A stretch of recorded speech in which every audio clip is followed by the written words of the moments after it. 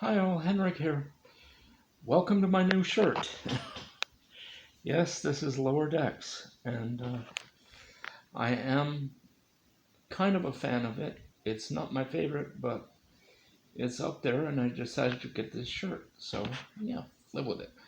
Okay, this video is gonna be hopefully short enough to not bore anybody to pieces, but whatever.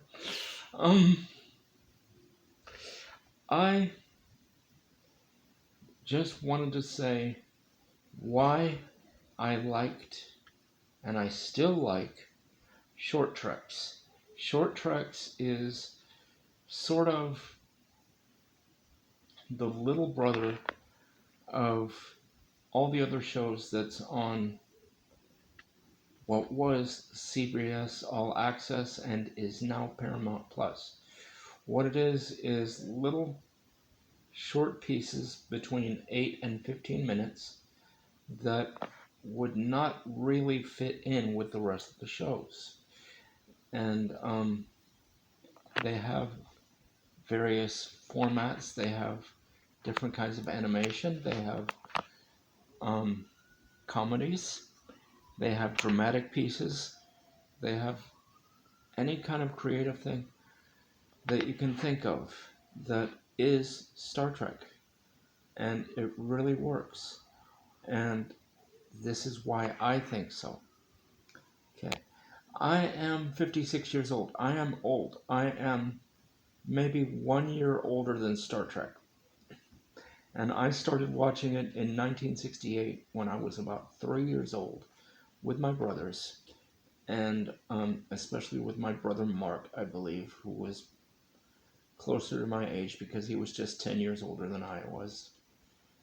My other brother Pat was 20 years older, and he was more into reading and stuff, which is good. Yeah, I got into reading later, but I started watching Star Trek when I was 3 years old. And then I found other people, other kids who liked it as well later on. And then when I was in school, I discovered that they had Star Trek novels. And I'm not talking about the pocket books novels. I am talking about the really early stuff that came out in the 70s from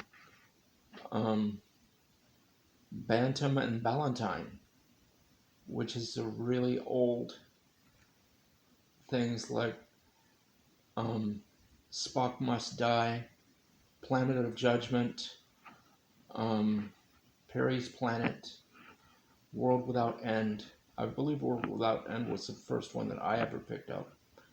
And Price and Fate of the Phoenix, and Spock Must Die.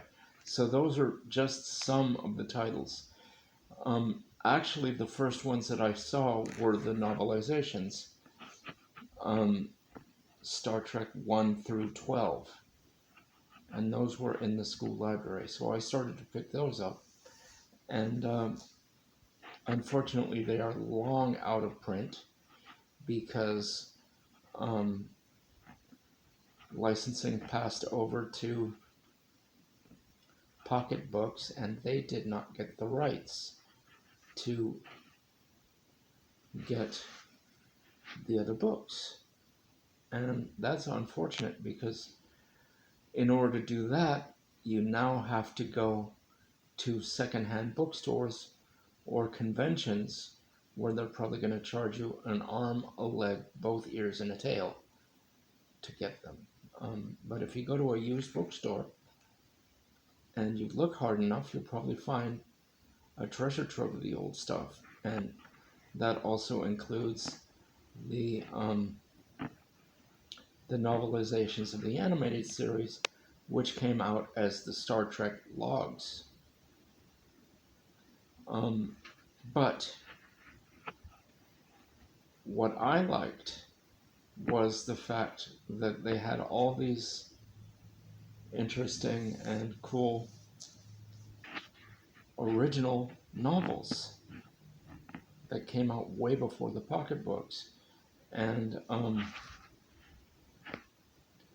they seem to dig deeper into what Star Trek was. So I started reading those, and then much later, probably about 1991-ish,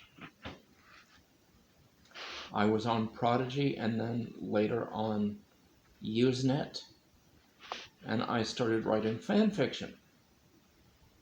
So I started writing stuff that would probably not fit with mainstream Star Trek, which is what they're doing now with short treks. It is sort of left-handedly connected, but it wouldn't really fit with any of the series that are out now or with any of the movies. So, my favorite one, and I'll probably put it in the description, is Ask Not, which is the one with Captain Pike and the security officer. I won't go into any detail about it because if you haven't seen it, I don't want to give any of it away. And it's very dramatic, it's very interesting, and it's very well written. And I actually wrote something like that while I was in college. I don't remember the title, but it was basically a Starfleet captain and a Klingon prisoner having a one-on-one conversation while the prisoner was in the brig. So, yeah. That was my first real attempt at semi-serious writing, even though it was technically fan fiction. So then I got into, after reading all the novels and stuff, they had the Strange New Worlds contest, and I decided to submit something, and I did, and unfortunately it got sent back, but at least it got some kind of attention. It got a rejection slip, but at least somebody saw it. And I was very happy with at least trying to do something that was positive. And that is why I like short treks, because it is sort of like all of the, or most of the fan videos that you see on YouTube that are not officially licensed, like Star Trek Phase 2, Star Trek Continues, etc., etc., etc. You can probably search those, but the one that I like best is,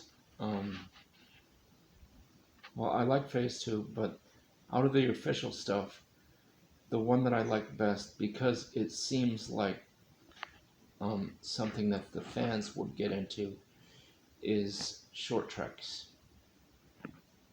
So that's why, and I really hope that more people get interested in short treks, because it is really good, it's creative, and it's very different, because you don't have a continuous serial plot running through it. You just have the blanket Star Trek, and that's enough. So that's it. Take care. Have a good evening, everybody. Take care. See ya. Bye.